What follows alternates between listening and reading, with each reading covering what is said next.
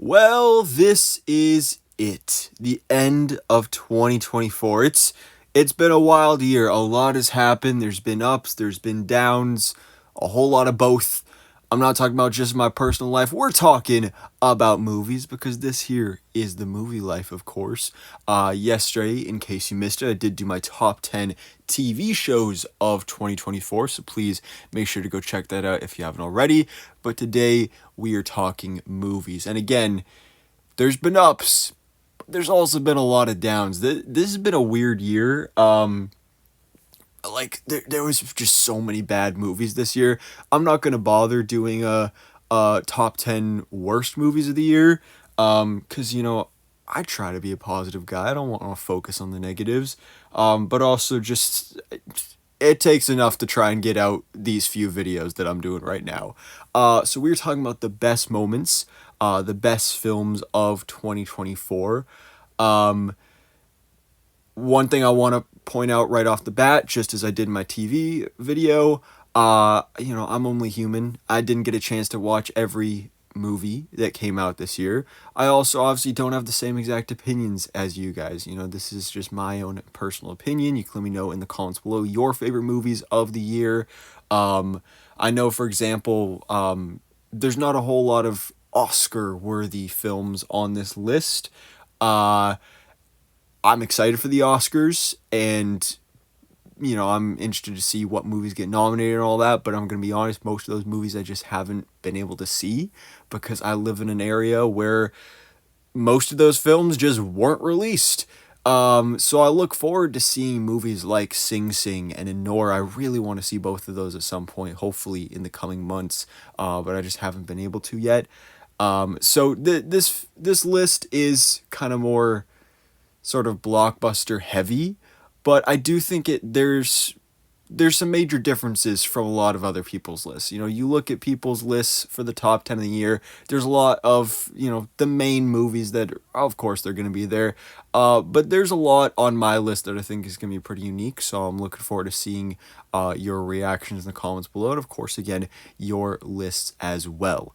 And one thing I want to point off right off the bat, I think this was a great post by Matt Ramos. Whether you like him or not, this I think is a very valid point. Except for Transformers 1, I haven't seen that, so I don't really know for sure.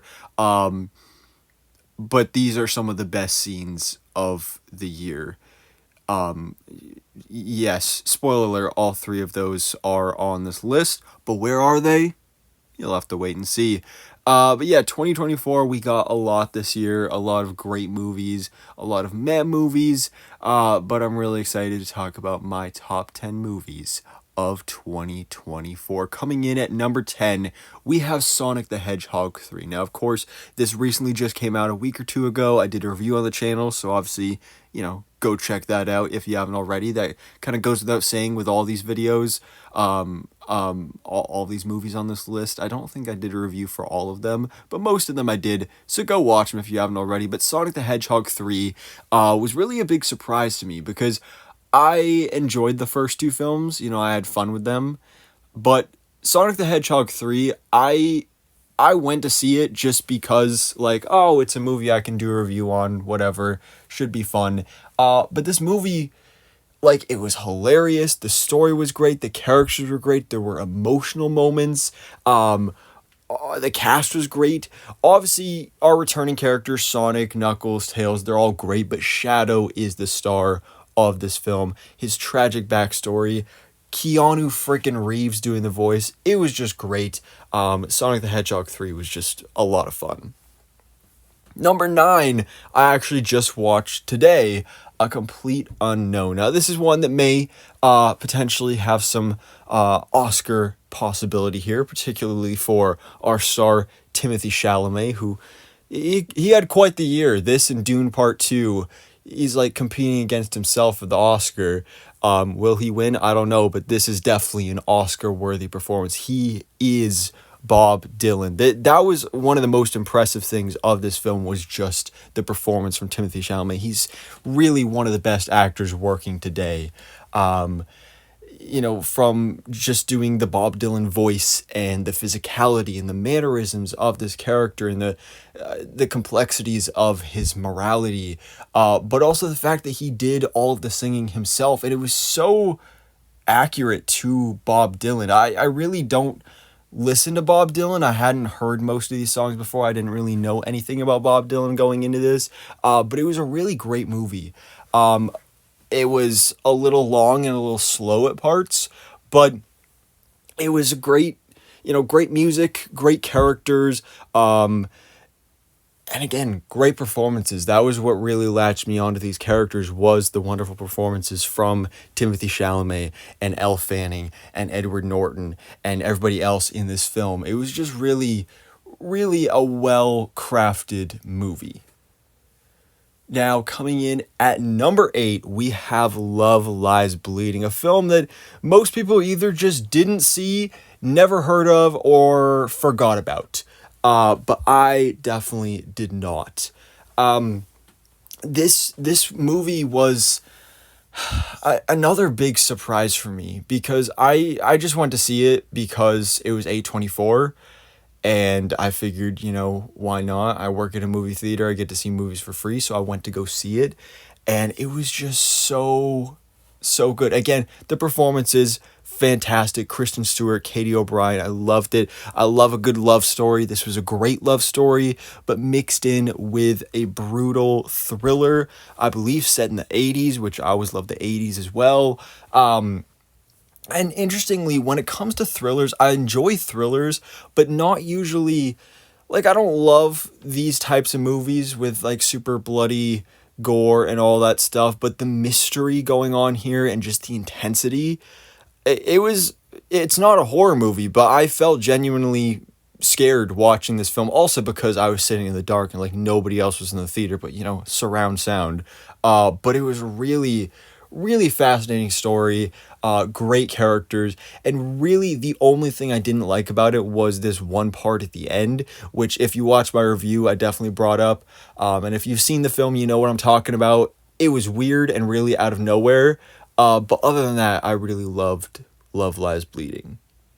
Now, coming in at number 7, we're kind of transitioning into these next two are just summer blockbusters that I just really loved and had fun with because, again, it's my list. These are my favorite movies of the year. I really loved Twisters. This was another big surprise, especially because I didn't know what to expect. I'd never seen the original Twisters movie. I watched it the day before I watched this in theaters, I believe. Gonna be honest, don't really love Twister, but Twisters I do really enjoy. This to me was a just perfect, fantastic summer blockbuster. It was fun. The music was great. The characters were great. Again, that's what I really look for in a great summer blockbuster, is just a good old fun time at the movies, and this is exactly what that was. You got Glenn Powell, Daisy Edgar Jones, Anthony Ramos. Fantastic. The action was great. It was intense. There were some emotional scenes. I loved it. Twisters was really, really fun. And speaking of this, a very similar reasons, I also loved The Fall Guy, which for a while was actually much higher up on my list for the year, but obviously came down more because I had to get a little bit more realistic with what were the best movies of the year, and what will really stand the test of time. But The Fall Guy was just... This is what I love about movies. It was hilarious. It was a rom-com. And interestingly, again, we're not really a huge fan of action movies and action, but the way it's done here, the action is fantastic. Also because it's done in a comedic way, putting this focus and spotlight on the stunt community and sort of the behind the scenes of Hollywood and filmmaking was really fun. I always enjoy elements of that. Great cast. Obviously, I love Ryan Gosling, Emily Blunt. They had great chemistry together. Winston Duke, Aaron Taylor Johnson, Hannah Waddingham.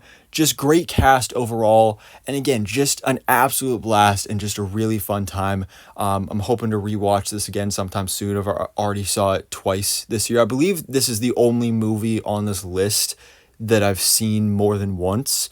It was just a great time. Again, it was just an absolute blast. Now, next up, we have Inside Out 2, which I, it's been a while since the first Inside Out movie. I don't remember if it was like quite 10 years, but it's close to it. The first Inside Out movie came out when I was a kid, and now I'm in college. So that first movie holds a special place in my heart. It's one of my favorite Pixar films. And so I was skeptical about this, like, oh, can the sequel really truly live up to the first film? Can it be as good? And it may even be better, because, and this is also partially just due to where I'm at now in life and how I relate to it and these characters. But the introduction of these new emotions, and as Riley is transitioning into high school and the new pressures of that sort of society and that environment, and particularly with anxiety, just such an accurate, relatable depiction. And I just love. Maya Hawke was incredible with the performance of anxiety, and the way it was just showcased in this film, again, was just so accurate and so relatable. But you still keep the fun of this film and these characters, but I love those deeply emotional moments. Another great one was when Joy, who in the first film I honestly kind of found annoying, because that was just her whole personality, is like she was just joyful all the time to the point where she was just a jerk. In this film, she breaks down. Moments like that where even the emotions are showing those vulnerabilities were just really, really powerful to me. Now, another incredible animated film of this year, I believe this is number 4 on the list, we have The Wild Robot, which was another big surprise for me, because this was another one that I kind of just went to the theater because I was like, hey, why not? I have time, I can. And I sobbed watching this movie. This movie was just so truly incredible. I think this 100% deserves Best Animated Feature at the Oscars this year, because it was just so good, so well done, such great messaging, not only when it comes to environmentalism, but obviously this is a story about motherhood and being a parent and family, not only biological family, but also found family. And it's such a beautiful movie. So moving, so touching, and I believe a sequel is in development. Again, obviously I have that first initial, can it be as good? But hopefully it can. And The Wild Robot was just so good. I can't wait to watch this. I believe it'll be on Peacock sometime soon. I can't wait to watch this with my mom. Now, into our top 3 of the year, we have Wicked Part 1, which now may be just considered Wicked, because Wicked Part 2 now has a subtitle, so it's Wicked for Good, so this is just Wicked. But anyway, Wicked was fantastic. Now, I'm a theater kid, but I had never seen Wicked, because I just recently went to New York for the first time, and I didn't have the time to see a Broadway show. I know, crazy. But Wicked, I love The Wizard of Oz. I love that world. I love those characters. And I have a very strong connection to The Wizard of Oz. So to come to that story and that world from a different perspective, and in a musical with just such phenomenal music that just gets stuck in your head, popular, defying gravity, dancing through life, incredible, just absolutely fantastic. And of course, phenomenal performances from both Cynthia Erivo and Ariana Grande, along with everyone else in this film. It sucks that because it was a full Broadway musical that was released 20 years ago and they split the film up into 2 parts, I already know basically everything that happens in part 2, but I cannot wait to see part 2, to see Cynthia and Ariana's versions of certain songs and to see different elements of the story unfold. But Wicked Part 1 was just such a great movie, and obviously audiences are loving it. It's been great to see the reaction.